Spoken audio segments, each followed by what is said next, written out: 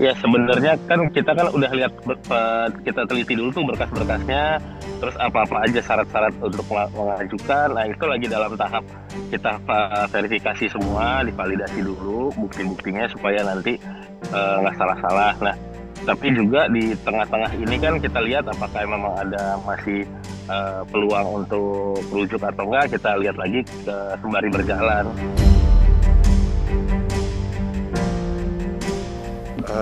Di sini saya mau menyampaikan permohonan maaf saya untuk keluarga saya, terutama istri dan anak-anak saya, dan untuk rekan-rekan kerja saya, sahabat-sahabat saya, dan khalayak publik atas kegaduhan pemberitaan yang ada beberapa hari ini.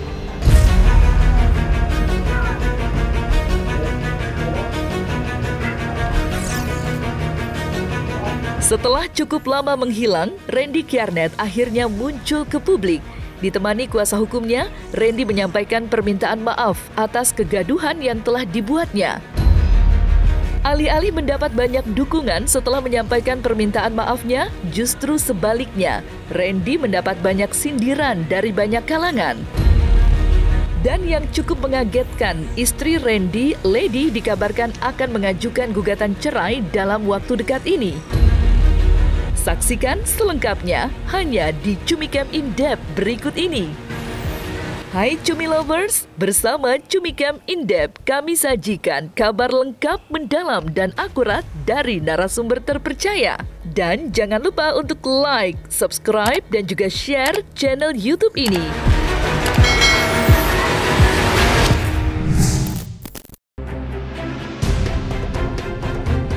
Isu perselingkuhan yang diduga dilakukan Randy Kjarnet dengan Syahnaz Sadiqah masih ramai menjadi perbincangan banyak orang. Dan siapa sangka tanggal 1 Juni kemarin ialah hari ulang tahun Randy. Hari spesial yang seharusnya dilewati dengan orang spesial justru diisi dengan polemik isu perselingkuhan yang menghebohkan, setidaknya dalam beberapa minggu ini. Kebersamaan Randy dan sang istri Lady dan kedua buah hatinya saat merayakan ulang tahun masih beredar luas di media sosial 2 tahun lalu. Dan barangkali itulah kebersamaan terakhir Randy dan Lady, mengingat santer diberitakan jika Lady dalam waktu dekat akan mengajukan gugatan cerai. Kabar tersebut sepertinya bukanlah isapan jempol belaka. Kuasa hukum Lady, Ezra, membenarkan jika kliennya sedang menyiapkan berkas sebelum mengajukan gugatan cerai secara resmi. Namun, hal yang mengejutkan yang membuat khalayak publik tersentak, beredar kabar jika Lady tidak hanya mempertimbangkan menggugat cerai, tetapi juga akan melaporkan ke pihak kepolisian. Lantas, seperti apa pihak Lady menanggapi kabar tersebut? Ini kamu makan juga lah, Has kan? Udah, enak banget. Ya sebenarnya kan kita kan udah lihat kita teliti dulu tuh berkas-berkasnya, terus apa-apa aja syarat-syarat untuk mengajukan. Nah itu lagi dalam tahap kita verifikasi semua, divalidasi dulu bukti-buktinya supaya nanti nggak salah-salah. Nah tapi juga di tengah-tengah ini kan kita lihat apakah memang ada masih peluang untuk rujuk atau enggak, kita lihat lagi sembari berjalan gitu.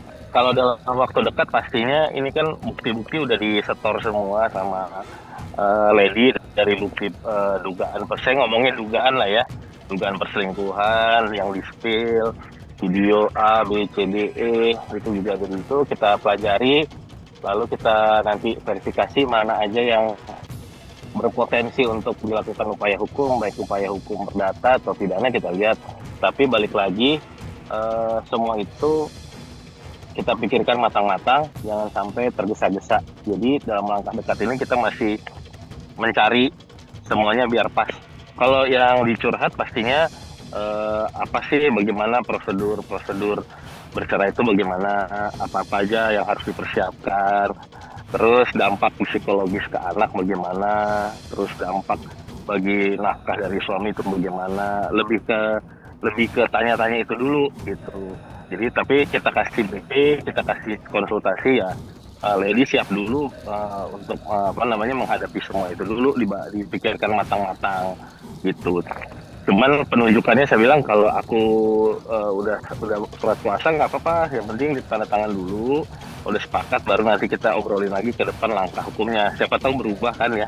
Bukan masalah rujuk tapi lebih pada ini keputusan yang diambil dengan keadaan yang tenang, tidak tergesa-gesa gitu. Itu sih sebenarnya. Jadi saya lebih kasih gambaran gitu ke depannya. Kalau nanti diambil ini, akibatnya ini gitu. Jadi pelan-pelan harus tenang. Memang ini udah berulang-ulang kali mungkin ya dari yang sebelumnya. Jadi memang sudah bisa diajukan lebih lanjut. Tapi kan kita pelan-pelan lah, nggak terburu-buru untuk mengajukan. Saya fokus hanya ini aja sih, kasih tahu dampak-dampak kalau terjadi perceraian, terus psikologis anak bagaimana. Jadi kita berusaha menyelesaikan masalah ini dengan sejuk lah, dengan tenang, tapi Lady juga dapat hak-haknya gitu. Kalaupun nanti beranjak ke upaya hukum pengadilan gitu. Lama menghilang setelah isu perselingkuhannya dibongkar sang istri dan ramai menjadi pembicaraan banyak orang, Randy akhirnya muncul ke publik untuk pertama kalinya. Ditemani tim kuasa hukumnya, Randy melakukan konferensi pers di hadapan awak media. Ayah 3 anak itu meminta maaf kepada keluarganya atas kesalahan yang dilakukannya. Saat disinggung mengenai kabar yang beredar, Randy tidak menjawabnya. Menurutnya saat ini dirinya sedang fokus untuk keluarga dan anak-anaknya. Di sini saya mau menyampaikan permohonan maaf saya untuk keluarga saya, terutama istri dan anak-anak saya. Dan untuk rekan-rekan kerja saya, sahabat-sahabat saya, dan halayak publik atas kegaduhan pemberitaan yang ada beberapa hari ini. Saya meminta maaf dan saya berfokus untuk sekarang kepada keluarga saya, kebaikan internal keluarga saya. Dan ini sudah jadi pembelajaran buat saya dan akan terus menjadi pembelajaran untuk saya untuk menjadi lebih baik. Sekali lagi saya minta doanya dan saya minta permohonan maaf saya ini semoga diterima. Dan saya ingin berfokus untuk membenahi kerusakan yang telah saya buat ke keluarga saya. Nanti saya akan jawab di waktu yang tepat saat saya udah siap. Tapi untuk sekarang saya masih berfokus ke masalah internal keluarga saya. Saya ingin keluarga saya baik-baik aja, terutama anak-anak saya. Bukan hanya kemunculannya saja yang mendapat sorotan, tetapi juga pengakuan maaf Randy yang menjadi perbincangan. Dalam permintaan maaf tersebut, tidak sekalipun Randy menyebutkan nama Shahnaz. Alhasil, banyak netizen yang menilai permintaan maaf Randy hanya bentuk pencitraan belaka yang diucapkan tidak dengan ketulusan. Pendeknya, pura-pura belaka. Senada dengan tanggapan pakar ekspresi yang melihat ucapan maaf Randy tidak datang dari hati, melainkan ada kepalsuan. Tidak jelas kepada siapa permintaan maaf Randy ditujukan. Maka seperti inilah tanggapan pakar ekspresi mengenai permintaan maaf Randy. Jadi kalau kita bicara tentang ekspresi yang ditampilkan Randy dan bagaimana dia melakukan press-con-nya, buat saya ini pertanyaan menarik. Kenapa? Satu, ya, permintaan maaf itu kita bisa sebut sebagai permintaan maaf yang benar-benar tulus. Kalau misalnya permintaan maaf itu mengandung 3 bagian. Yang sekali lagi kalau secara hukum bisa jadi ini tidak tepat. Karena pasti menempatkan dia di posisi yang bersalah. Tapi kan permintaan maaf adalah sebenarnya pengakuan salah kan, gitu loh. Nah, jadi satu, harusnya syaratnya apa? Menjelaskan siapa yang minta maaf. Dalam artian Randy bilang, saya minta maaf itu benar. Kedua, minta maaf kepada siapa secara spesifik. Dan nah, di sini Randy fail nih, gagal nih. Menjelaskan bahwa dia minta maaf kepada misalnya istrinya, Lady gitu misalnya. Enggak, tapi dia buka luas. Kepada masyarakat luas, kepada keluarga saya. Kan nggak spesifik, nggak jelas pada siapa sih. Nah, yang paling nggak jelas lagi yang ketiga. Untuk apa? Kalau misalnya permintaan maaf untuk misalnya ngambil makanannya gitu ya. Saya minta maaf kepada istri saya karena saya ngambil makanannya istri saya gitu. Itu kan spesifik. Ya, tapi ini kan tidak. Ya, artinya apa? Aman secara hukum. Tapi apakah ini sebuah permintaan maaf yang tulus? Jawabannya tidak. Kedua, ketika Randy itu selama press conference, kita perhatiin deh cara dia ketika dia bilang mau fokus pada keluarganya, perbaikan keluarga, doakan saya lebih baik lagi. Kalau kita tutup wajah bagian atas, kita lihat bagian bibir itu ada tarikannya ke arah atas. Ini senyum ditahan. Artinya apa? Ketika seseorang itu menyesal, itu gabungan antara ekspresi takut dan ekspresi sedih. Dan kalau kita bicara gabungan ekspresi takut dan sedih itu sama sekali nggak muncul di Randy. Yang ada adalah dia gugup sebelumnya dan nahan senyum dalam prosesnya.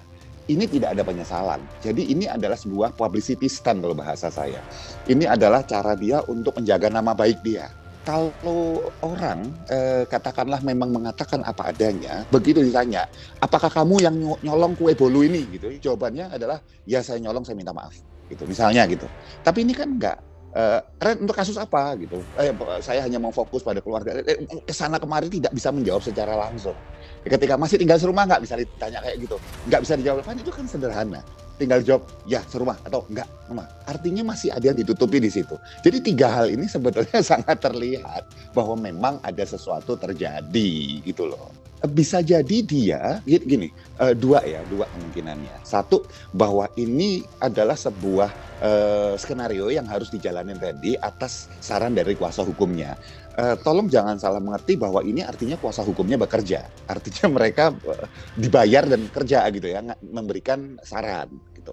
Nah, atau yang kedua, bahwa kemudian Randy memerintahkan kuasa hukumnya untuk tolong dong aturin sebuah cara supaya saya bisa di masyarakat bisa minimal katakanlah kata citranya itu nggak jelek-jelek amat lah gitu karena kasus ini gitu, dan dibantu oleh kuasa hukumnya. Dua itu doang kemungkinannya. Cuman bagi yang kedua mendingan sebetulnya konsultan ahli dalam bidang komunikasi sebetulnya yang harus ya membantu dia untuk ngomong ke publik gitu loh. Ya, tersenyum yang sifatnya ditahan. Itu aja yang kemudian bisa menandakan bahwa dia sebetulnya tidak benar-benar dalam proses meminta maaf di sini. Yang disebut klarifikasi, minta maaf, itu sama sekali bukan klarifikasi dan sama sekali bukan permintaan maaf. Tapi untuk tanda petik memberikan kepada informasi pada publik bahwa dia adalah orang yang mau untuk memperbaiki diri gitu. Yang saya lihat bahkan itu kata-kata yang tidak sebetulnya sepenuhnya dipercaya bahkan olehnya dia sendiri gitu. Tapi kan masyarakat kita kan banyak sekali yang merasa bahwa kalau orang sudah minta maaf, orang mau memperbaiki diri, ya sudahlah, kan seperti itu. Nah, kita informasikan bahwa kenyataannya sayangnya tidak seperti itu yang dari dalam dirinya gitu ya. Itu jelas adalah sebuah bahasa jawaban dan menutupi sesuatu yang memang katakanlah disembunyikan dan itu besar sekali, itu aja. Karena pertanyaan-pertanyaan bahwa apakah masih tinggal serumah, apakah kemudian kasus apa segala macam, nggak dijawab langsung. Kalau dia sudah minta maaf, sebetulnya dia kalau enteng ngomong aja terkait kasus saya dengan misalnya disebutin gitu. Tapi kan nggak aman secara hukum kalau gitu. Ya, artinya apa? Sekali lagi ini adalah pengamanan dia secara hukum dan kedua adalah memperbaiki citra di masyarakat. Itu aja. Usai merebaknya video permintaan maaf Randy Kjarnet, tentu tak sedikit netizen yang bertanya-tanya juga perihal kondisi mental Randy Kjarnet saat konferensi pers berlangsung. Pasalnya, dalam momen tersebut, Randy Kjarnet tampak begitu tenang, bak telah mempersiapkan apa yang ingin ia katakan di hadapan media. Bahkan suami Lady Nayuan itu pun sempat meminta dukungan masyarakat dan berharap agar masalah yang dihadapinya sekarang bisa dipetik sebagai pembelajaran. Lantas, seperti apa kondisi mental Randy Kjarnet sebenarnya di mata psikolog? Masih adakah hal yang ditutupi oleh Randy Kjarnet? Kalau dari ekspresi ya Randy ketika press conference itu, Randy terlihat tenang memang. Percaya diri. Jadi apa yang membuat Randy ini tenang percaya diri? Percaya diri ini bisa timbul karena pengalaman sebelumnya. Jadi ketika menghadapi kamera, press conference, Randy adalah juga seorang aktor. Jadi dia biasa ketika melakukan press conference dan dia juga paham betul dan tahu betul ketika press conference ini dia akan dinilai dari sudut pandang banyak hal gitu ya. Jadi apa yang membuat seorang itu selingkuh itu memang ada banyak hal. Yang Pertama ada dari sisi memang kepribadian ya. Kepribadian ini ada orang-orang yang memang suka dengan tantangan, suka dengan wanita yang lebih dari satu, tidak puas gitu ya dengan satu wanita sehingga dia melakukan selingkuh. Ada juga yang memang tantangan ini kayak kayaknya gue bisa nih gitu ya, tongkrongan gitu ya, kayaknya gue bisa nih tidur sama orang ini gitu. Jadi saling challenge orang gitu, atau merasa bisa selingkuh adalah sebuah trofi yang membanggakan bagi orang sehingga dia bisa menceritakannya ke orang-orang lain gitu ya. Nah, yang berikutnya orang bisa selingkuh karena memang di dalam satu lingkungan pekerjaan yang sama, yang intens, yang itu melibatkan emosi sehingga timbul rasa suka gitu ya, sama-sama suka yang akhirnya adalah selingkuh. Atau orang selingkuh karena memang tidak mendapatkan kepuasan dari rumah tangganya yang sekarang sehingga dia mencari kepuasan di luar dengan cara selingkuh. Apakah memang ini adalah kepribadiannya Randy? Apakah ini memang sebuah kebanggaan gitu ya? Jadi ada pembuktian sosial, kebanggaan, ada rasa puas ketika melakukan selingkuh dengan orang yang dalam tanda kutip ini terkenal, ataukah memang tidak puas dengan rumah tangganya? Ini perlu ditelusuri lebih jauh lagi.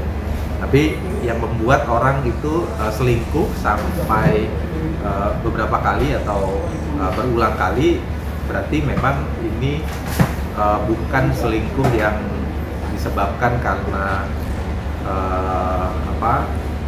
intention dalam sebuah pekerjaan gitu ya. Laki-laki dalam hal ini adalah Randy itu juga perlu berubah karena dia perlu betul-betul membangun kembali kepercayaan istrinya bahwa dia benar-benar tidak akan melakukan perbuatan itu lagi. Ke depan itu memang cuma dua terulang kembali, ya selingkuh kembali kalau misalnya tidak selesai, atau rumah tangga ini bubar gitu, atau bercerai gitu ya. Itu kemungkinan cuma dua. Ya tinggal gimana keluarga ini ketika menghadapi badai dalam bahtera rumah tangga ini, apakah mereka bisa membangun kembali komunikasi dan membangun kembali kepercayaan yang sudah hilang gitu ya. Permintaan maaf yang Randy Kiernet ungkapkan baru-baru ini nyatanya tak dapat memutarbalikkan keadaan yang telah terjadi. Ya, meski telah buka suara, tentu nasib rumah tangganya dengan Lady Nayawan masih tetap berada di ambang kehancuran. Terlebih, Lady Nayawan telah menegaskan jika dirinya mantap untuk bercerai dengan Randy Kiernet. Namun, bagaimanakah nasib rumah tangga Randy Kiernet dan Lady Nayawan menurut penerawangan Denny Darko? Apakah masih ada secercah harapan untuk mereka kembali bersatu? Dan saya lihat dia masih care kok sama istrinya.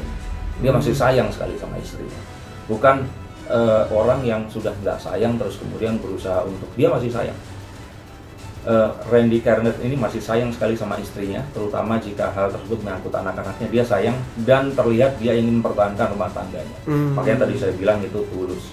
Yang wanita ini pasti sudah menutup dan bangun tembok yang tinggi sekali. Ya tapi disinilah kesempatan untuk Randy menunjukkan kesungguhan. Kalau memang apa yang dikatakannya saat preskon ingin mempertahankan istri dan anak-anaknya itu nyata, panjatlah tembok itu setinggi apapun. Iya dong, runtuhkan tembok itu setebal apapun. Kalaupun ini adalah ada samudra di antara kalian berdua, ya berenanglah di samudra itu. Tunjukkan cintamu gitu loh. Kalau ternyata tidak dipertahankan, ya wes, ini akan perceraian. Dan kalaupun memang kemarin ini terjadi seperti itu, ya wanita, dia kebingungan, akhirnya dia menempuh sesuatu yang memang ya ini sesuatu yang kalau saya bilang ya seharusnya nggak harusnya terjadi. Tapi itu semua terjadi kan karena kita laki-laki nggak turun tangan gitu loh. Dan dalam semua permasalahan suami istri kan itu yang terjadi. Perempuan itu menunggu, perempuan itu tuh ya ingin dipertahankan, perempuan itu ingin dirayu, ingin dimenangkan. Artinya apa? Ya dia merasa ingin diistimewakan. Ya sudah lakukan jika memang ternyata dia adalah cintamu. Gitu. Jadi sayang banget dan ya kalau menurut saya kalau peluang untuk rujuk lagi masih banyak.